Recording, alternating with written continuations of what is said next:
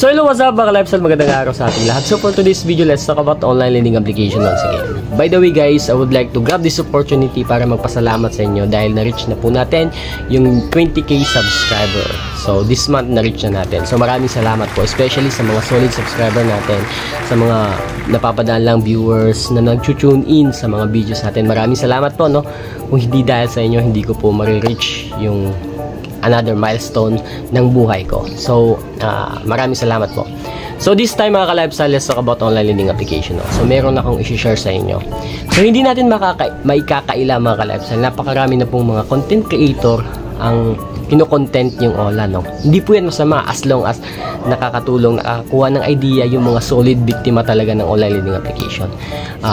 Okay lang po yan, wala pong problema yan. Nasa democratic country po tayo, so malaya po tayong gawin lahat ng gusto natin gawin. So make sure lang po mga ka-lifestyle, yung pinapanood yung channel is legit po talaga na biktima ng online lending application. Kahit hindi man biktima, as long as merong alam when it comes sa background, ratings whatsoever ng mga such particular online lending application, ano? Kasi at least kahit paano makaka-relate kayo, hindi makakakuha kayo ng idea, no? So hindi ko naman sinasabi na huwag kayong manood sa ibang mga content creator na gumagawa ng content about OLA. Mas maganda po talaga mas maganda po talaga kasi mag-ikot-ikot tayo, no? Para at least kahit paano mapagaan namin yung mga mabigat na nararamdaman nyo ngayon. Kasi ako personally, no, lahat ng mga opinion ko is based on my experience, no? Based on ibang online lending application channel na pinapanood ko rin, no? So hindi po masama, no? And then aside of that mga ka-lifestyle, iisa lang po talaga yung hangarin ng mga online lending application content creator, no? Mapagaan, no? Mapagaan yung inyong kalooban, mabigyan kayo ng sapat na idea, kaalaman para kung anong gagawin nyo sa mga problema nyo about online lending application, ano? Actually kahit paulit-ulit lang yung mga content namin, alam ko kahit papano nakakatulong to ng malaki, no? So kung napapansin nyo, kung nababasa nyo yung title natin, this is part 2, no? Kung bakit hindi dapat tayo matakot sa mga online lending application company. Kasi nga unang-una, no, nabanggit ko na yung mga basic na dapat nating tandaan kung bakit hindi tayo dapat matakot, ano. So ito lang, follow up lang to, no, para at least kahit paano alam nyo, no, meron tayong pang-counter sa kanila, no.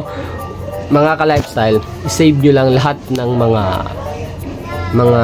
pananakot or harassment, form of harassment na nare-receive nyo kahit sa emails, no, para if ever naman talaga na merong mangyaring complainant, pero para sa akin malabo, no. So gaya nga na po ulit-ulit kong sinasabi mga lifestyle, hindi po ako magsasawang ibanggitin or sabihin to ulit sa inyo, no, na wala po talagang pwedeng makulong sa online lending application, and then never po silang nag-complain sa NBI kasi in fact sila yung may problema, no, hindi tayo. Kasi due to kung hindi ka man naharas, meron silang naharas na iba. So maraming complainant lahat ng online lending application. So hindi kayo dapat matakot. So sa ganung paraan, doon pa lang panalo na tayo, no. And then ito pa, no, mga ka-lifestyle, no, yung sinasabi nilang visit, wala namang problema kung bumisita sila sa atin, ano. Wala talagang problema. Pero most of the online lending application staff or agent, never po yan nagpupunta sa kanilang mga borrowers. Kasi sinisecure din nila yung kanilang assurance din sa kanilang, of course, sa kanilang security. Kasi hindi nila kilala yung tao pupuntahan nila, baka tagain sila o barilin, di ba? So yun yung iniisip ng ibang online lending application agent na pwedeng nagsasabi na pupunta sa kanila, no. So yun, form o pananakot pa rin yan yung sasabihin na visitation, especially, no, kung mas malayo ka naman sa Manila, no. So never mangyayari na pumunta sila sa provinces. So never po yan, ha. So yung pananakot nila, halimbawa nasa Cebu ka, pupuntahan ka, never pong mangyayari yan. So huwag kayong matakot sa ganoong strategy. And then ito pa, no, yung mga sinasabi nila na barangay settlement. So kilala nila. Kung nagtataka kayo mga ka-lifestyle, no, kung bakit kilala nila. Kasi marami talagang mga biktima ng online lending application na naniniwala sa ganitong klaseng strategy, no. Bakit kilala? Yung barangay captain, yung barangay kagawad, nandiyan po yung Google Chrome. I mean Google search. Pwede nilang search yung barangay, malalaman nila doon kung sino yung mga kawani ng barangay doon na area, no? So never pong mangyayari na nakipag-arrangement sila. And aside of that, hindi naman sila doon mismo nakatira sa barangay na yon. So never silang entertainin, no? Again, never silang entertainin.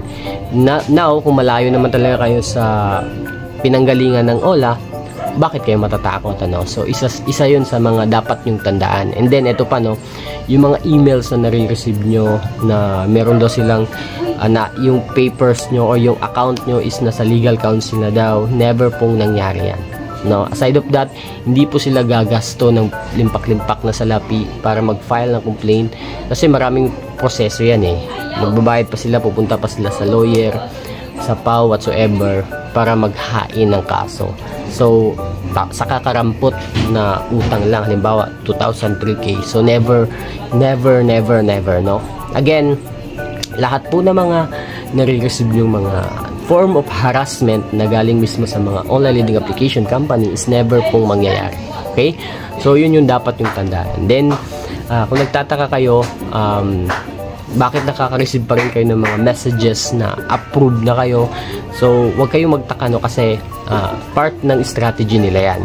Malamang gusto nilang mag-reply kayo para actually yung iba is nasa third party na yung account, no. So nagtataka kayo, meron pa rin mga nag-receive na even though abandon na yung mga account nyo, tapos halimbawa Digido, no, abandon nyo na yung Digido, pero naka-receive pa rin kayo ng mga emails na approve.